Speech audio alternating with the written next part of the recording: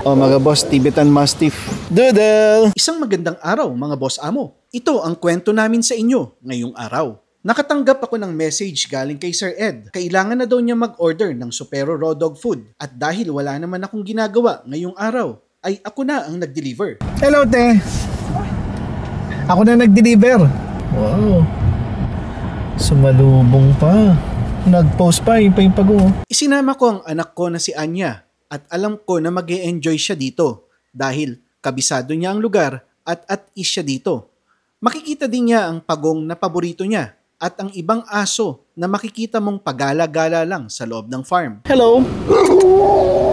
Hello. Hello. Andito na yung dog food mo. Dumating na. O mga boss, Tibetan Mastiff nasa likod ko. Yan. No talk, no touch, no eye contact. Kakagatin ba ako nito? Hindi. Deliver tayo ng dog food. At nang maging kalmado na si Doodle na isang Tibetan Mastiff, ay nagsimula na kaming magbaba ng Supero Raw Dog Food. 100 kilo ng Supero para sa lahat ng aso ni Sir Ed. Iyan ang madalas niyang orderin sa loob ng isang buwan. Ang kumakain nito ay ang kanyang mga Rottweilers, ang mga Tibetan Mastiff at ang kanyang mga Jack Russell Terrier. 1, 2, 3, 4, 5, 6, 7, 8, 9, 10. At pagkatapos nga namin magbaba ng stocks ay hindi pwedeng hindi ko makita ang mga aso na kumakain ng Supero. Magay ka, Michael. Hi pa. Ayan, dog keeper ni Sir Ed. Ayan, pamalakasan yan. Pogi, oh. O yan, yan ang kumakain ng Supero, ha. Yung Rottweiler na yan, ha. Pogi. Laki ng ulo, no? Ito, isi-show din. Grand Champ na po. Grand champion na?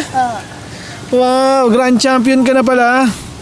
Mabait ba? Siyempre mabait yan, sumasali sa show eh. Op. Op, op. O, Rottweiler. Anong pangalan niya, Michael? Gido. Gido. Diyan sa likod niya, sino yan? Dodel. O, Tibetan Mastiff yun nasa likod, oh. Oh, gwapo. Mahihain, no? Patas tao. Oo. Doodle! Takot! Si Gido, siya yung nilaban sa Philippine Circuit, no? Sa Araneta. Ngayong taon, siya ay Philippine Grand Champion. Philippine Grand Champion, no? Oh, nakasupero yan. Oh, nice. Ito naman ang nagustuhan ng anak ko dito. Oh, makakagating ka niya. Don't bite me. We miss you, Pong. Ha? Ang sarap naman ng kain mo ng gumamela. Kumpleto na ang araw ko dahil nakita ko ang mga aso na kumakain ng Supero. At napangiti ko na naman ang aking anak na si Anya. Kong hei fa choy! Bye-bye!